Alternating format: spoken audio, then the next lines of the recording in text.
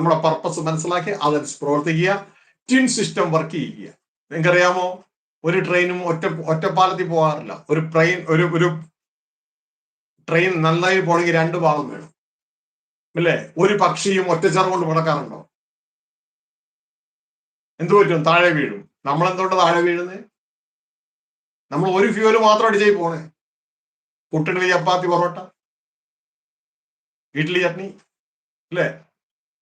ഒരു ഫ്യൂവല് മാത്രം അടിച്ചാ പോണേ. ഒരു ഫ്യൂവല് മാത്രം അടിച്ച് പോയി പോയി പോയി പോയി ദേ താഴെ കിടക്കണം. എന്നാൽ 2 ഫ്യൂവലും കഴിച്ച 2 ഫ്യൂവൽ അടിച്ച അറിയാമോ നിങ്ങൾക്ക്?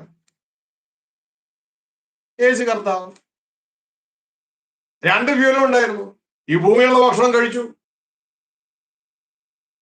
പിതാവിന്റെ ആ ലൈവ് വേർഡ്, തന്റെ ദൈവത്തിന്റെ വായിൽ നിന്നുള്ള വചനം കൊണ്ട് ജീവിച്ചു. ഇതാ യേശു പറയുന്നത്.